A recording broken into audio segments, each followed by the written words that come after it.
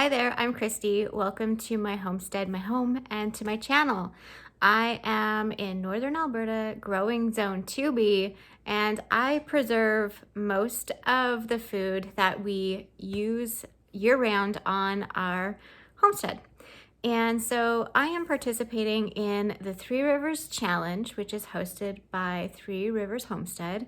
And so today I am going to make this.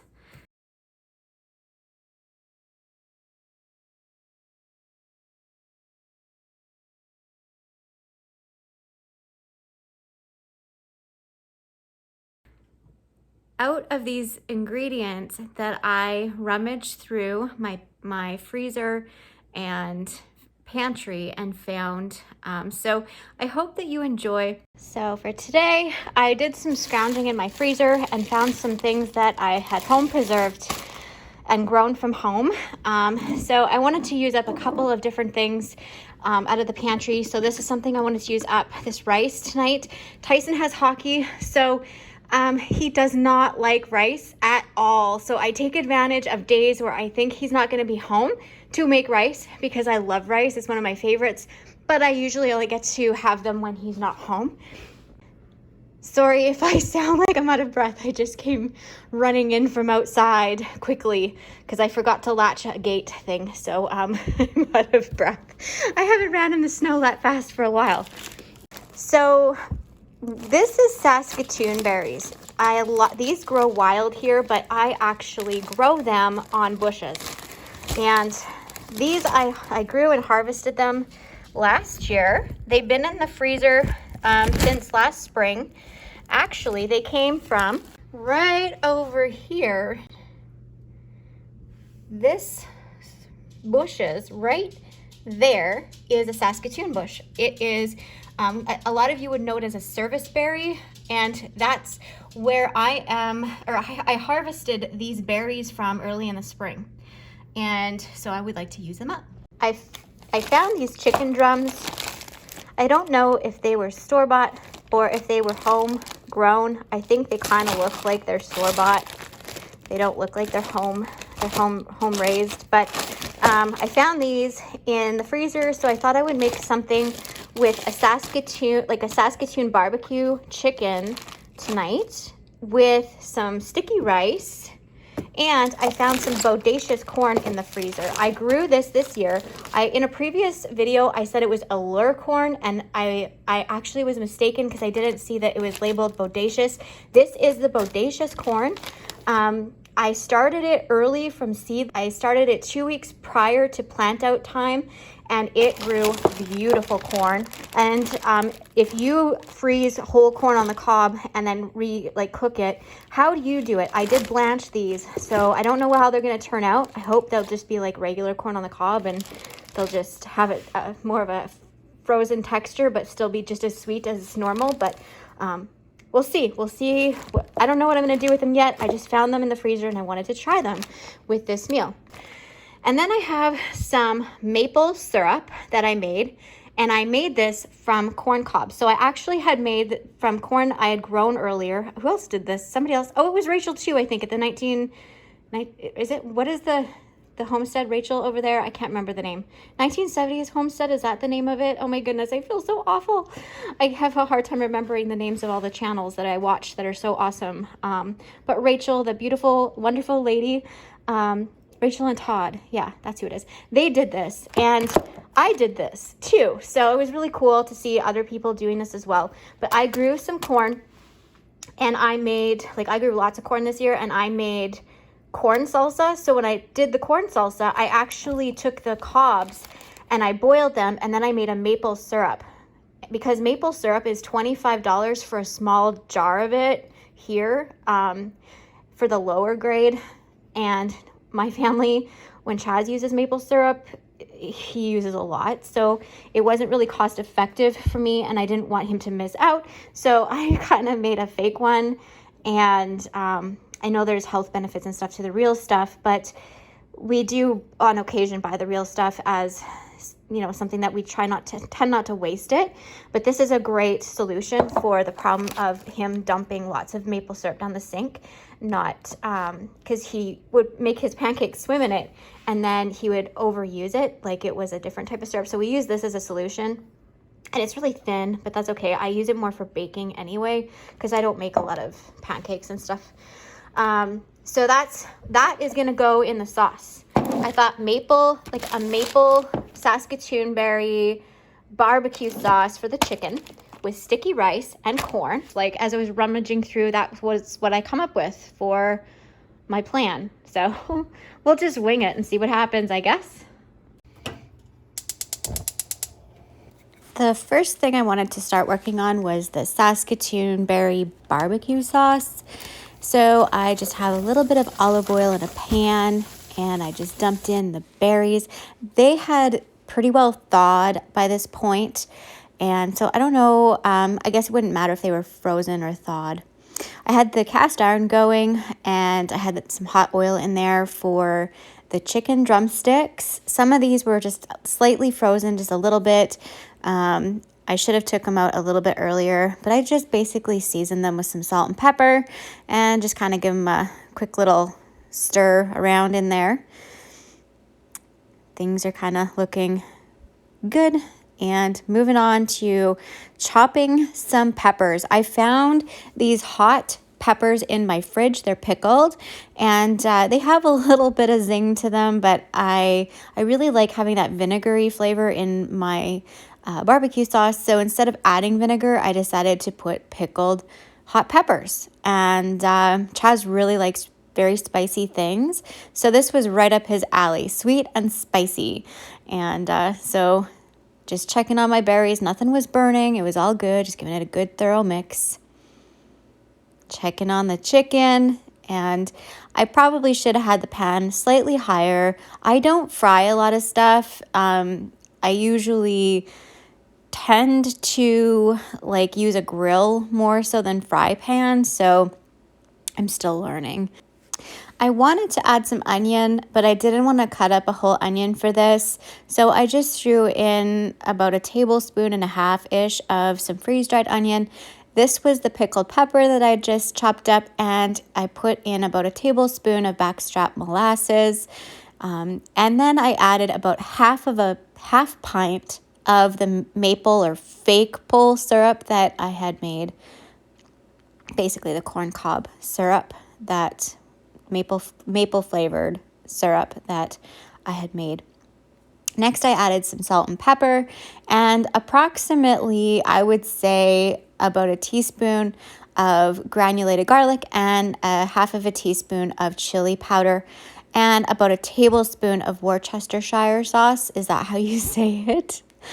Don't judge me. I wanted to just get some good color on the chicken, and it was starting to kind of turn that little bit of a caramelly brown color. It didn't really pick it up very well on the camera. It looked much better in person and such. The sauce was starting to, reduce a little bit, and I just wanted to make sure it wasn't burning, and I also wanted to chop up those berries to break it up a bit, so I just used like a little mix and chop thing. This works really good. The chicken was clearly I was going to finish baking it off in the oven, so I just spread it out evenly so that I could like pour over the berries and would have some even space between. And so that's what I did.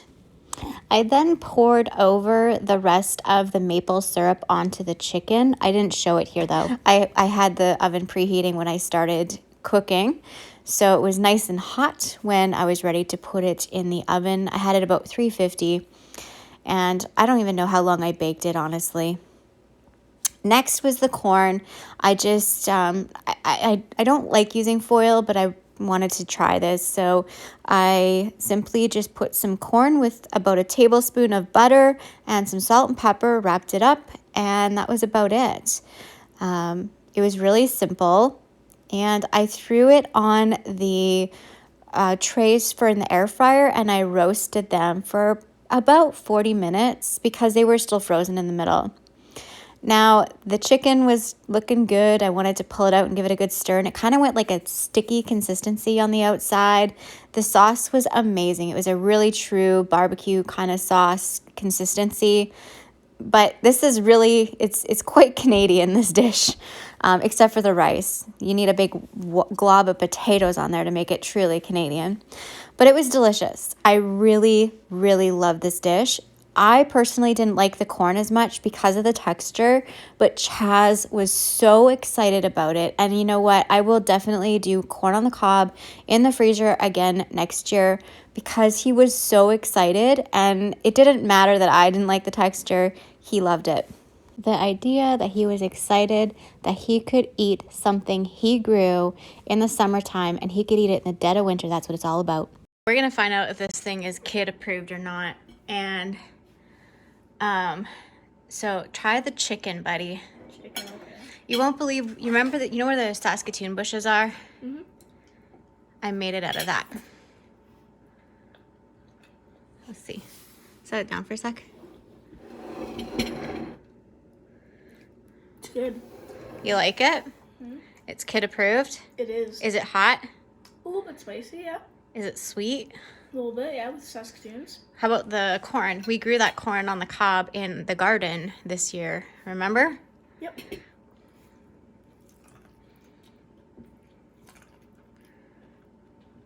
Also very good. Is it? Does it taste like fresh corn from our garden? Mm-hmm, it does. Cool. Awesome. So it's a kid approved dinner? Oh yeah, for sure. Sweet. Thank you. Welcome. So good. So on a scale of 1 to 10, how would you rate the chicken? Definitely 10. A 10? Yeah, I like that spiciness and sweetness in it. And it's really good. This bite, it's like quite hot, right? A little bit, yeah. Like it has a bite. Mm-hmm, it definitely does. Can you taste the maple in it?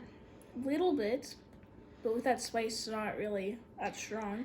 And what about the corn? Does it taste like it's like, what would you give it out of 10? Like opposed to like bagged corn that we like. It's way better than bagged corn. The farm fresh always tastes way better. I don't know what it is about it, but it's just, even though it was frozen, you can't tell. yeah, no.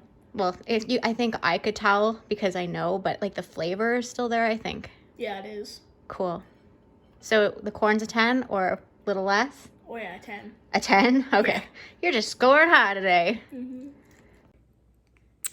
Some interesting things that I learned about while I was cooking this is I think that if you don't have some of the main ingredients and you are inspired by this dish, you could, in place of the syrup that I used, you could very easily use like a birch sap if you are someone who taps birch, or you could use your own version of syrup. You could also probably use honey. But I think what I would do if I was out of the syrup, I would probably just use apple juice. That's what I would probably go for or grab. Or I would use like the juice, like a simple syrup out of one of my canned fruits. That's likely what I would do if I didn't have the maple syrup. So just some inspiration. And the other, or the corn cob syrup, sorry.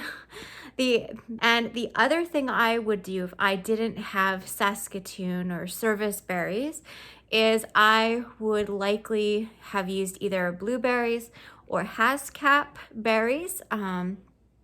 I don't know if there's, I think honeyberry is what they're also known for, but here in Canada we call them Haskaps, and Saskatoon berries are Saskatoon berries. And actually I didn't know they were called service berries until like last year or something. I don't know. So those would be the substitutions. You could probably also use basically any type of fruit. I think if I didn't have the berries, I would probably have reached for some of my peaches or even pears that I have, like candied pear, canned spiced pears in my pantry. I think I would have used those instead. So it's very versatile. You just got to get creative with it. No matter what, it'll taste good. I promise you. So yeah. Also, a side note, Chaz ate all the chicken and all the corn. He gobbled it all up. He ate it all. He ate my piece, he ate his dad's piece, and he ate his piece. So definitely it was kid approved. Thank you so much for watching. I hope that this inspired you to either think of new things to grow, think of new things to preserve, think of new things to reach for off of your pantry. And I hope that you like and subscribe and hit the bell so you can come back for the next one. Bye for now. Thanks so much for being here. Much love.